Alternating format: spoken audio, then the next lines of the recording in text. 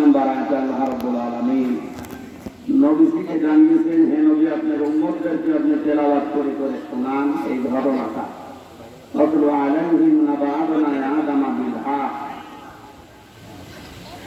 উম্মত যারা আপনার সামনে আছেন এবং কিয়ামত পর্যন্ত যারা আসবে তাদেরকে আপনি তেলাওয়াত করে শোনাবেন আদম নবীর দুই সন্তানের সত্য কাহিনীটা যথাযথ রূপে। বিল হক এই শব্দটা দিয়ে আমরা জানিয়েছেন, এর ভেতরে প্রায় 4টা শিক্ষা আছে কিয়ামত পর্যন্ত দুনিয়ায় যারা আসবে উম্মত মুহাম্মদী তাদের জন্য। আমরা যেহেতু এখন বর্তমান বেঁচে আছি দুনিয়ায়, আমাদের শিক্ষা নেওয়া দরকার। আদম আলাইহিস সালামের দুই সন্তান যে কোরবানি করেছিল, হাবিল আর কাবিলের নাম আমরা জানি না। তাদের একজনেরটা কবুল হয়েছিল আর একজনেরটা কবুল হয়নি। ওই সময়ের কোরবানির নিয়ম ছিল চাটিয়াল ময়দান তারা পশু জবাই করে রেখে আসত, আকাশ থেকে আগুনের ঝলক এসে ওইটা পুড়িয়ে দেয়। যার ভেতরে তাকওয়া আছে এবং তাকওয়ার শিক্ষা তার জীবনে বাস্তবায়ন ছিল, যার সম্পদ হালাল ছিল, এগুলো কবুল হয়ে যেত। তার মানে আকাশ থেকে আল্লাহ আগুনের ঝলক পাঠিয়ে ওটা পুড়িয়ে দেয়। আর যার অর্থ সম্পদের সমস্যা ছিল, কর্মজীবনে ঝামেলা ছিল, যার ভেতরে তাকওয়া ছিল না, ওইটা ওখানেই পড়ে থাকে। মানুষ বুঝতো যে এর ভেতরে সমস্যা আছে। আমার মনে হয় এই শরীয়ত যদি এখন পৃথিবীতে থাকত, আমাদের অনেকেরই কোরবানি পড়ে থাকত। আমার আরাদান যিকরি ফাইন্না লাহু মাঈশাতান দানকা ওয়া নাহশুরুহু ইয়াওমাল কিয়ামাতি আ'মা। আল্লাহ পাক বলেন, পৃথিবীতে আমার আইন বাদ দিয়ে, আমার নিয়ম নীতি বাদ দিয়ে কেউ যদি উপায় করে, ইনকাম করে, তার এই উপায় ইনকামের ভেতরে আমি আল্লাহ কোনো বরকত দেব না। ওখান থেকে বরকত গুলো শুধু তুলে নিয়ে শেষ না, আমি দঙ্কা শব্দ দিলাম। দঙ্কার 7টা ব্যাখ্যা আছে তাফসীরে। 1 নম্বরে তার জীবনের আয় উন্নতিতে চোখে সে দেখতে পাবে যে টাকা পয়সা, অর্থ সম্পদ, ব্যাংক ব্যালেন্স এগুলো বিভিন্ন কায়দায় হচ্ছে। আসবে যদি টাকা 10 দিক থেকে, টাকা চলে যাবে 20 দিক থেকে। এই জন্য আমাদের আজকের এই ময়দান থেকে অন্তত এই আয়াত থেকে শিক্ষা নেওয়া দরকার। আল্লাহর আইন, আল্লাহর বিধান, নিয়ম নীতি বাদ দিয়ে আমাদের কর্মজীবন যেন না হয়। আল্লাহর নিয়ম বাদ দিয়ে যারা টাকা পয়সা উপায় করছেন তাদের বাস্তব প্রমাণ আমরা এই দেশে অনেক কিছু দেখতে পাচ্ছি, এখন আরো সামনে দেখতে পারবেন।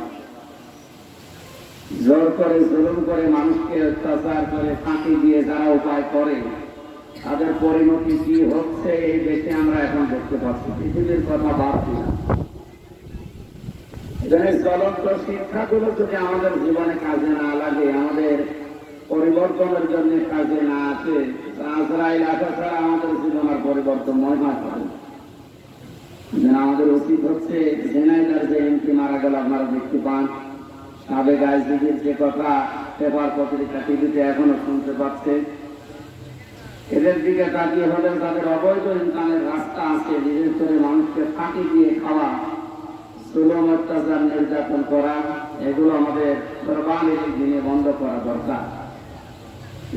দ্বিতীয় শিক্ষাটা আরো কঠিন। নাহশুরুহু ইয়াওমাল কিয়ামাতি আ'মা। কিয়ামতের ওই কঠিন ময়দানে মানুষকে যখন আল্লাহ হাজির করবে, যারা দুনিয়ায় আল্লাহর আইন বাদ দিয়ে, আল্লাহর নিয়ম নীতি বাদ দিয়ে কামাই করেছিল, তাদেরকে আল্লাহ অন্ধ অবস্থায় কিয়ামতে হাজির করবে। লোকটা ডাক দিয়ে বলবে, ক্বালা রাব্বি লিমা হাশারতানি আ'মা ওয়া ক্বাদ কুনতু বাসীরা। ইয়া আল্লাহ, আমি তো চক্ষুষ্মান ছিলাম, আমার চোখ ছিল দুনিয়ায়, তুমি আমাকে অন্ধ করে ওঠালে কেন? ওই সময় আল্লাহ ধমক দেবে, ক্বালা কাযালিকা আতাতকা আয়াতুনা ফানাসিতাহা ওয়া কাযালিকা আল-ইয়াওমা তুনসা।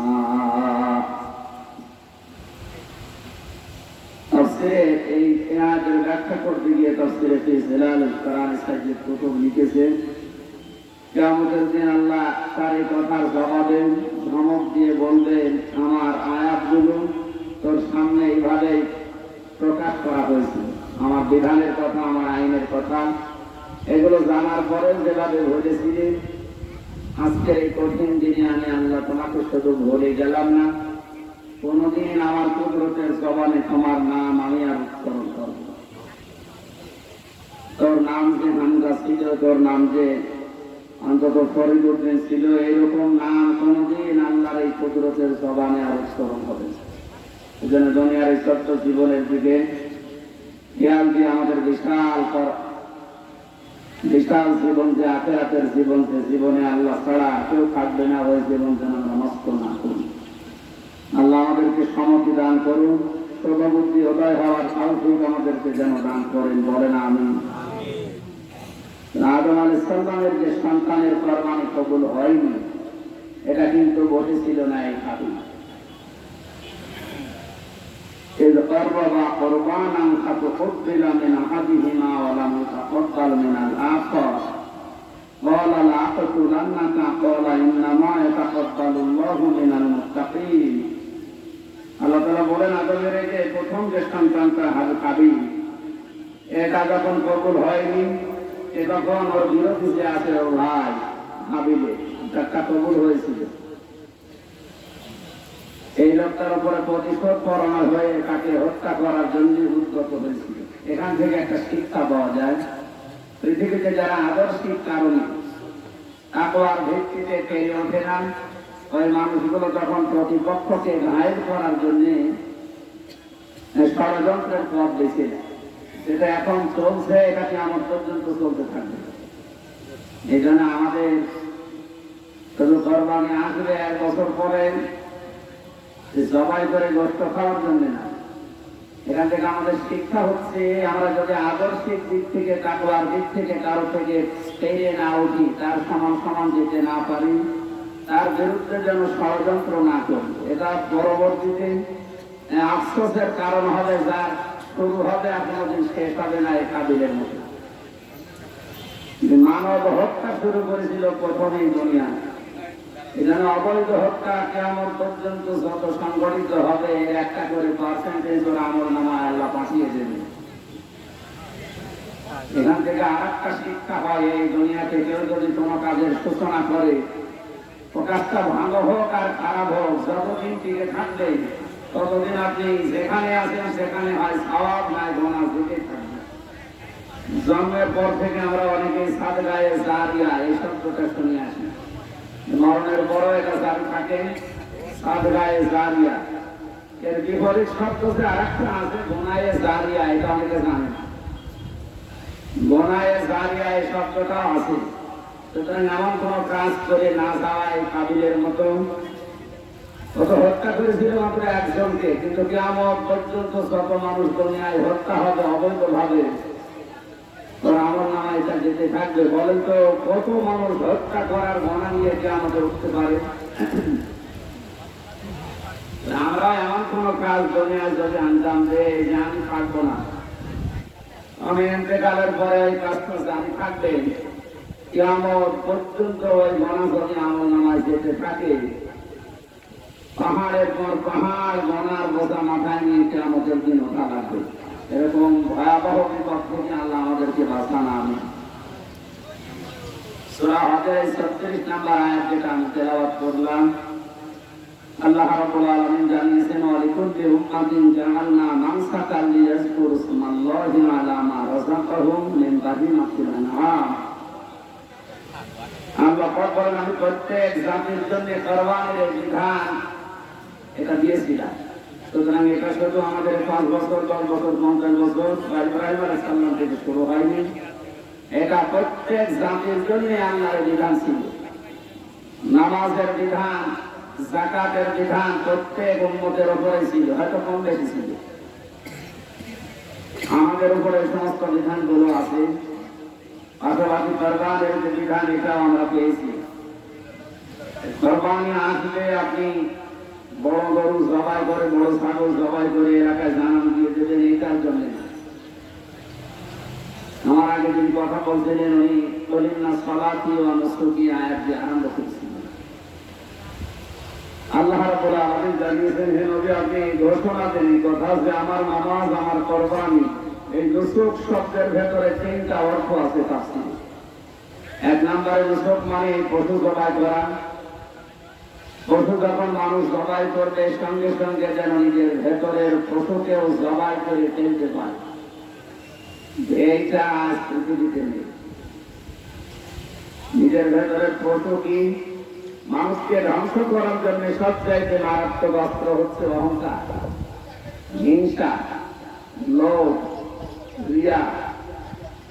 অনেকে যখন মনে করেন যে একটা পশুর গলায় ছড়িয়ে দিলাম, জবাই হয়ে গেল, রক্ত জমিয়ে পড়ার আগে আমার কোরবানি কবুল হয়ে গেছে, হ্যাঁ হবে ওই লোকটা যে লোকটা পশু জবাই করার সঙ্গে সঙ্গে তার হিংসা, তার অহংকার, তার রিয়া, তার লোভকে কোরবানি দিতে পারবে, জবাই করতে পারবে। আমি সহ যারা এই ময়দানে কোরবানি দিচ্ছি এবং এটা ভিডিও রেকর্ড হচ্ছে, কালকে তামাম দুনিয়ায় ছড়াবে।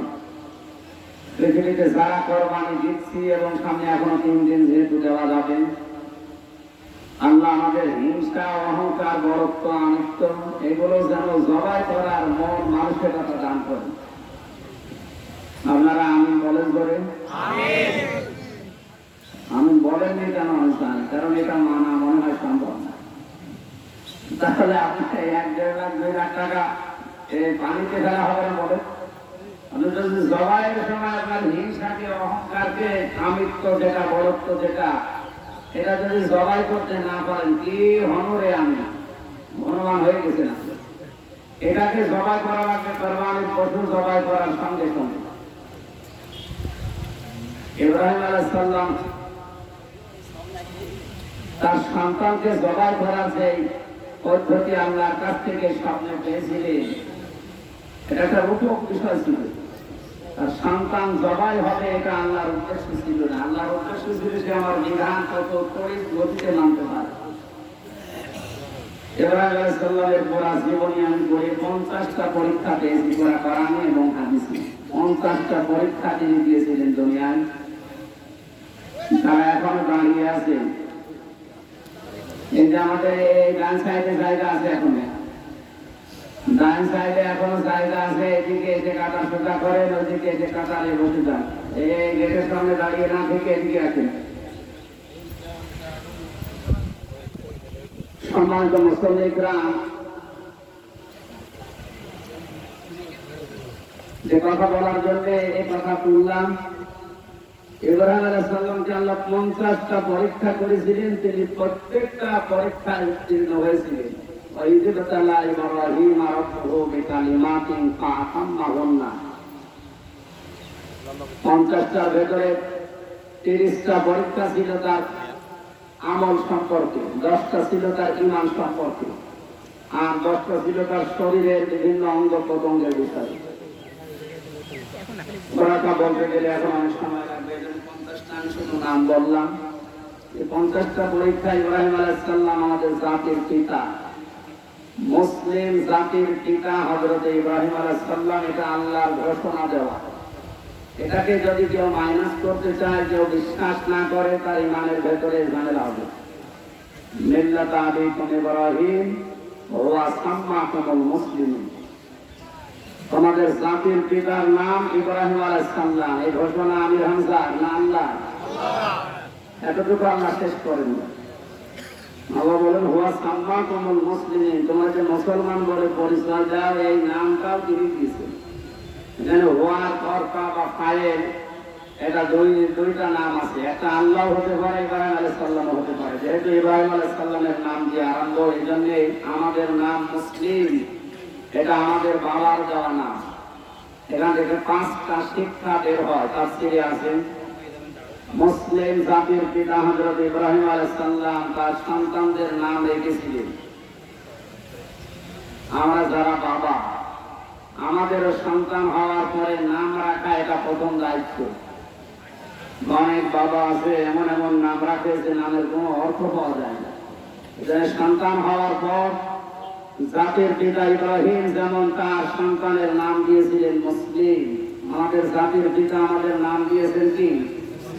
সুতরাং আমরা আমাদের সন্তানের নাম অর্থবোধক নাম দেব। কিয়ামতে আল্লাহ যখন মাফ করার জন্য একেবারে কিছুই না পাবেন, অন্তত নামটা দেখেও আল্লাহ যেন মাফ করেন, এদিকে তাকিয়ে আপনারা নাম রাখবেন। তিনি যে 50টা পরীক্ষা দিলেন, প্রতিটা পরীক্ষায় পাস করেছিলেন। আল্লাহ তাকে খুশি হয়ে একটা সার্টিফিকেট দিয়েছিলেন। আল্লাহ পাক বলেন, ক্বালা ইন্নী জাইলুকা লিন-নাসি ইমামা। হে নবী ইব্রাহিম, আমি আজকে থেকে তোমাকে পৃথিবীর মানুষের জন্য নেতা বানিয়ে দিলাম। হ্যাঁ, তো খেয়াল করেন এই শব্দের দিকে, আল্লাহর কোরআনের কথা। আল্লাহ পাক জানিয়ে দিলেন, আমি আপনাকে শুধু মুসলিম জাতি না, লিন-নাসি, মানুষ বলে যারা দাবি করবে তাদের জন্য আপনি নেতৃত্ব দেবেন। তাদের নেতা হিসাবে কিয়ামত পর্যন্ত আপনি আমাকে আপনার আমি ঘোষণা দিলাম। হযরত ইব্রাহিম সঙ্গে সঙ্গে প্রশ্ন দিয়েছিলেন, ক্বালা মিন যুররিয়াতি, ইয়া আল্লাহ, এটাকে শুধু আমি একাই পেয়েছি নাকি কিয়ামত পর্যন্ত আমার সন্তান আদি দুনিয়ায় যারা আসবে, যাদের নাম আমি মুসলিম রাখলাম, এই মানুষগুলো কি এই শব্দটা পাবে? এই যে নেতৃত্ব দেওয়ার গুণাবলী, নেতা হওয়া, এটা কি তারা পারবে দিতে? আল্লাহ সঙ্গে সঙ্গে জবাব দিয়েছেন, ক্বালা লা ইয়ানালু আহদিজ যালিমিন। ইয়ানালু এটা মুযারি, আরবি গ্রামার অনুযায়ী এটা বর্তমান, ভবিষ্যৎ, প্রেজেন্ট, ফিউচার, দুইটা শব্দ নিয়ে এই কাল নিয়ে এই শব্দটা গঠন করা হয়েছে। আল্লাহ জানাতে চেয়েছেন, হে ইব্রাহিম, তুমি যেমন নেতৃত্ব দিচ্ছ, তোমার সন্তানাদি দুনিয়ায় যারা কিয়ামত পর্যন্ত আসবে তারাও পারবে, কিন্তু যারা জালেম হবে তাদের জন্য নেতা হওয়া যায় না। আল্লাহর কোনো ওয়াদা তাদের সাথে নেই। আপনি এই আয়াতটা শুধু শুনে শেষ করে দেবেন না, দুনিয়ায় আমাদের এই আয়াতটা বাস্তবায়ন করার দরকার আছে। লা ইয়ানালু আহদিজ যালিমিন, এই আয়াতটা আমি বানালাম কোরআনে কারীমের সূরা বাকারার 123-24 নম্বর আয়াতে আল্লাহ জানিয়েছেন, হে নবী, আপনি আপনার সন্তান কিয়ামত পর্যন্ত যারা আসবে তারা নেতৃত্ব দেবে, নেতৃত্বের গুণাবলী আমি আল্লাহ তাদেরকে দান করব, কিন্তু জালেমের জন্য এটা জায়েজ না। কোন জালেম নেতৃত্ব দিতে পারবে না। একটা পুরা উল্টা চলছে পৃথিবীতে। বড় বড় জালেম যারা দুনিয়ায়, তারা এক নেতা হয়ে পড়েছে, অথচ জালেমের জন্য নেতৃত্ব দেওয়াই জায়েজ নেই, নেতা হয় হারাম। আপনি নিজে হারাম কাজে আছে, আর যারা জায়েজ কাজ করবে তাদের আপনি নিষেধ করবেন। ইব্রাহিম আলাইহিস সালাম কেবল একটা একটা করে 50টা পরীক্ষা করেছিলেন। উনি প্রত্যেকটা পরীক্ষায় পাস করার পরে আল্লাহ তাকে নেতৃত্বের এই ঘোষণা দিয়েছেন যে আমি মানুষের জন্য আপনাকে নেতা বানিয়ে দিলাম। আমরা পরীক্ষাগুলো থেকে শুধু বলা আর শিক্ষা নেওয়ার জন্য না, সবগুলো বলতে গেলে যেহেতু সময় নেই, উনি আমাদের যে কোরবানি যেটা এসেছে, আমরা ইতিহাস জানি যেখান থেকে তার সন্তানকে জবাই করার জন্য 99, কেউ বলেছে 80 বছর, এত বছর বয়সে তিনি দোয়া করেছিলেন, রব্বি হাবলি মিনাস সালিহিন, হে আল্লাহ, তুমি আমাকে একটা নেককার সৎকর্মশীল সন্তান দান করো। এখান থেকে আরেকটা শিক্ষা আপনি নিতে পারেন আমাদের জাতির পিতা ইব্রাহিম আলাইহিস সালামের এই মোনাজাত বা দোয়া থেকে।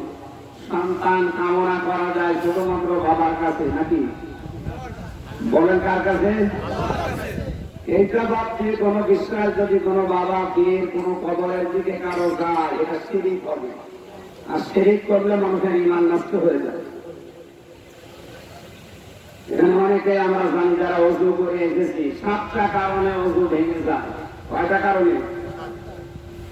7 কারণের ভেতরে কোনো একটা কারণ যদি পাওয়া যায় ওযু ভেঙে গেছে, ওই ভাঙা ওযু দিয়ে নামাজ হবে? সবাই জবাব দেন তো, ভাঙা ওযু দিয়ে নামাজ হবে? এখানে যদি একটা একটা করে শুধু আলেমদেরকে বাদ দিয়ে বাকি মানুষকে জিজ্ঞাসা করা হয়, ওযু ভেঙে গেল 7 কারণে, নামাজ হচ্ছে না। ঈমান ভাঙার কারণ কোরআনে আল্লাহ দিয়েছেন 10টা। এই 10টা কারণে মানুষের ঈমান ভেঙে যায়, নষ্ট হয়ে যায়। ভাঙা ওযু দিয়ে যদি নামাজ না হয়, ভাঙা ঈমান দিয়ে জান্নাত পাওয়া যাবে? ঈমান ভাঙার 10টা কারণ কত মানুষ আছে বলতে পারবে? এই লাইনে তখন ঈমান আছে না ভেঙে গেছে অনেকে জানি না। এটা আমাদের ওযু ভাঙার যেমন সতর্ক থাকি, না জানি ওযু ভেঙে গেলে নামাজ হবে না। নামাজ ভাঙার কারণ আছে 19টা, একটা পাওয়া গেলে আপনার নামাজ আর হবে না। আমল বা কাজ, এই কাজ ভেঙে যাওয়ার কারণ আছে 2টা। আমরা আমল বললে অনেকে বুঝি না। আমল মানে বাংলায় কাজ বলে, ইংরেজিতে ওয়ার্ক বলে, জিনিস একই। একটা কাজ নষ্ট হয়ে যায়, ভেঙে যায় দুইটা কারণে। আল্লাযীনা কাফারু ওয়া সাদ্দু আন সাবিলিল্লাহি আযাল্লা আমালাহুম, সূরা মুহাম্মদের প্রথম আয়াত। আল্লাহ পাক বলেন, হে নবী, মানুষের আমল ভেঙে যায় যে মানুষগুলো আল্লাহর পথে মানুষকে বাধা দেয়।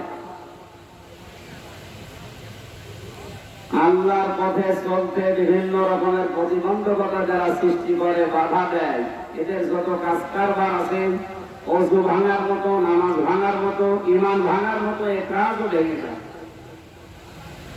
দুই নম্বরে যারা আল্লাহর বিধানের সাথে কুফরি করে, আল্লাহর বিধান জানার পরে দুনিয়ার কোন স্বার্থ পেয়ে গোপন করে রাখে, চেপে রাখে। কাফারু শব্দের শাব্দিক অর্থ গোপন করা, চেপে রাখা, বাদ দেওয়া, বিভিন্ন অর্থ আছে। আল্লাহর বিধান পাওয়ার পরে পৃথিবীর কোন স্বার্থে যেন মাথা মতো করে আপনি গোপন না করেন, তাহলে আপনার ঈমান ভাঙার মতো, ওযু ভাঙার মতো, নামাজ ভাঙার মতো এই কাজও ভেঙে যাবে, নষ্ট হয়ে যাবে।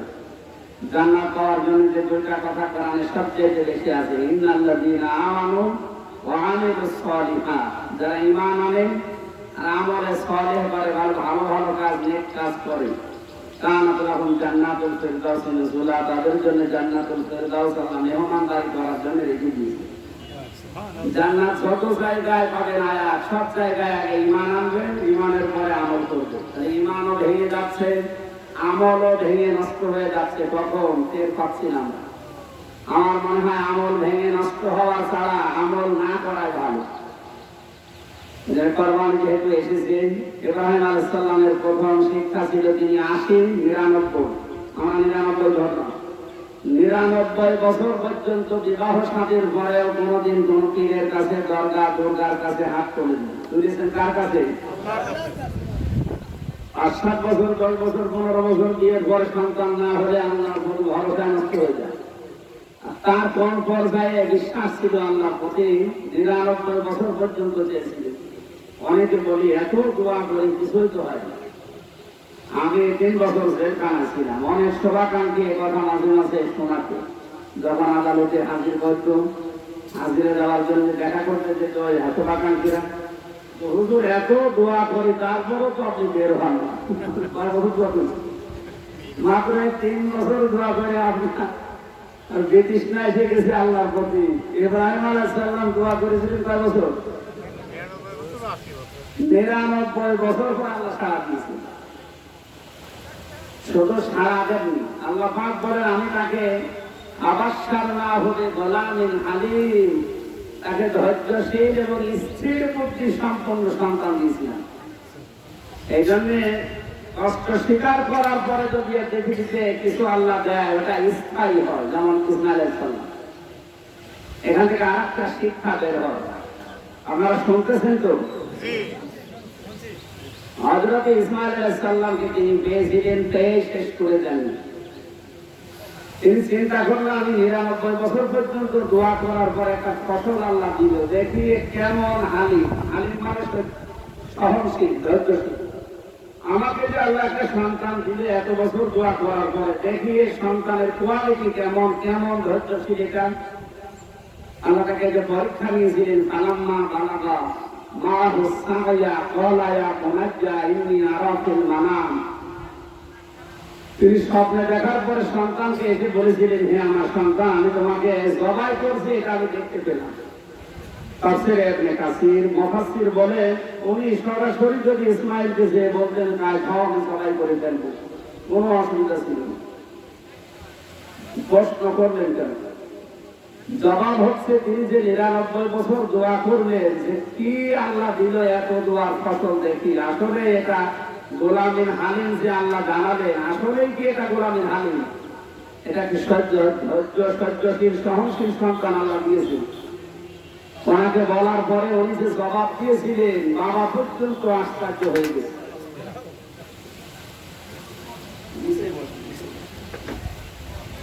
হযরত ইব্রাহিম আলাইহিস সালামকে জবাব দিয়েছিলেন ইসমাঈল নবী, সাতাজিদুনি ইনশাআল্লাহু মিনাস সাবিরিন, হে বাবা, আপনি আমাকে ধৈর্যশীলদের মধ্যে পাবেন, ধৈর্যশীল পাবেন, এই কথা বলুন।